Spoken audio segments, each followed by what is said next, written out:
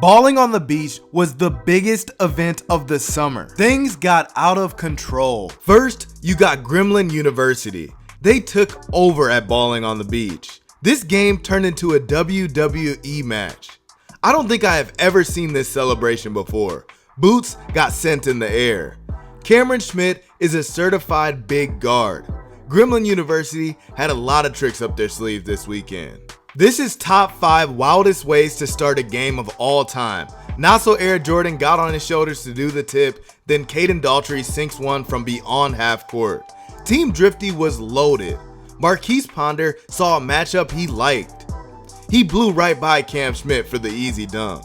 Not So Air Jordan suited up with the team and was bringing the energy. He got in Drifty's face and caught fire from deep.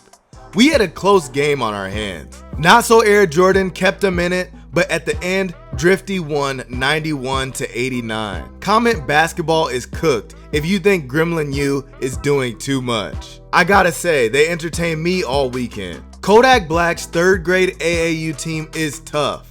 Their team name is Sniper Gang Elite. They were making some noise at Balling on the Beach. Since it was in Broward, I thought Yak might pull up, but he left us on red. Anyways, back to Marquise Ponder. This is not your average 17-year-old. They call him Baby Shaq for a reason. I was sure he was gonna rip the backboard off on one of these dunks. At 7 foot, 325 pounds, Ponder might be the best big in the country. After that performance, I could see him getting called on draft night. King Baycott also made a surprise appearance with Drifty Elite. He's the #1 player in the 2029 class. Baycott also played with Young Pro Global at Balling on the Beach, but I'll get back to them later. Just a little preview, the best 2029 team in the country. Check out this security guard getting shots up after a game. I just know he needed an ice pack after that.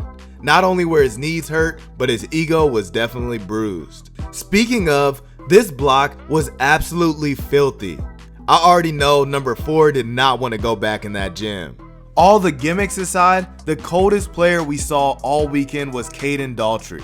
He showed off his Steph Curry range. The 2027 guard has an extremely deep bag. He's gotta be top 10 in the country after this summer. This 2nd grade team is built different. They have proven to be the top class of 2035 squad in the country. Their star player is Ink Green. I heard this is who the Spurs are trading to get Kevin Durant. And yes, the tattoos are real. Or maybe not. But the leaders won a game 48-0. What I love about their program is their coach is old school. He had kids doing push-ups when they were missing layups, but he got them back in the game to redeem themselves. The leaders 2035 went undefeated in Miami and won the championship. Cam Wilder and Rodwave Elite didn't disappoint. Zeddy Will was also coaching. He was talking trash all weekend.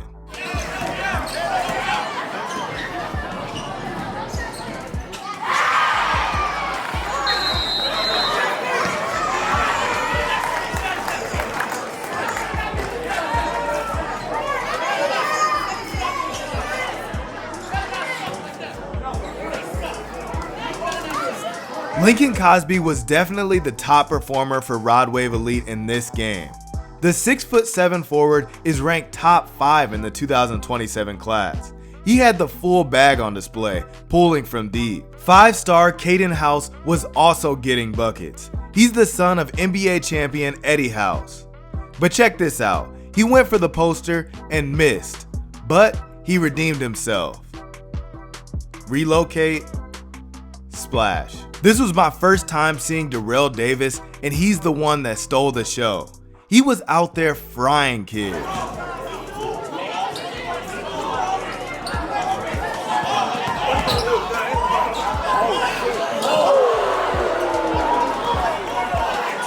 Alright, so back to Young Pro Global. They were out there moving like celebrities. They built a super team.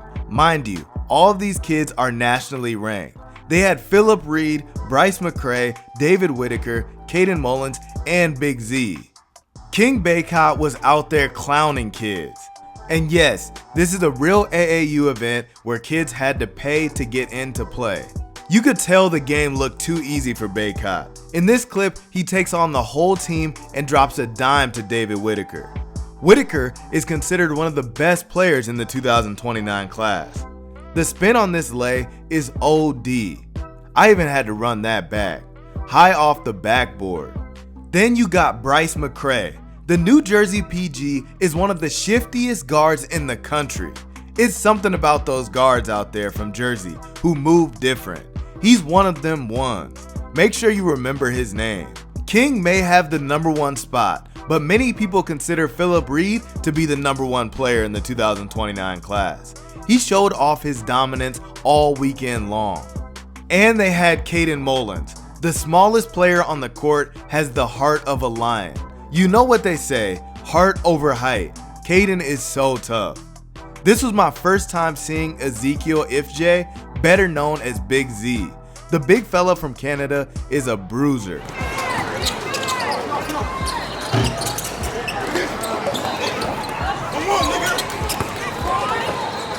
Niles Newman put on a show for the fans. It seemed like any game he played in, he made the biggest impact on the court. He played up on the 15U team with Nelson. People were chanting they wanted him on the court, and he went off. The 2030 PG went crazy for both teams. He also played for the 2029 Houston Raptors as well. But anyways, the fans were getting disrespectful.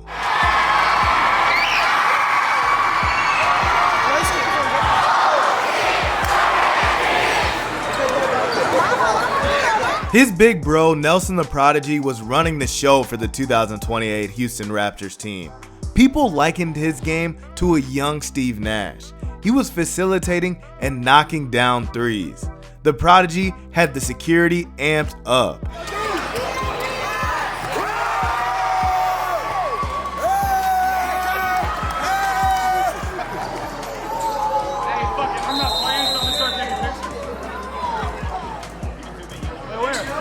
I don't know, bro looks like a natural. Do you think we should hire Cameron Smith to film for us? Sauce Thomas is the top player in the class of 2034. The third grader has skills beyond his years. He lives in Phoenix, Arizona, but played for the Indiana team. His nickname matches his game because Sauce was out there dropping kids. He led the Hoosier Phenoms to the championship, and while Sauce is the best player in 2034, the leaders are the best third grade team in the country. They are so tough. They are led by Kobe Big Smooth Morgan. He had the crowd going crazy.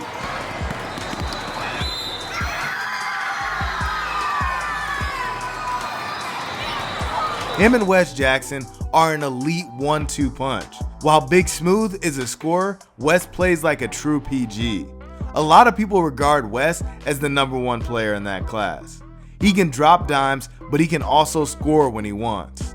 Kevin Collins Jr. had the flashiest clips on the team.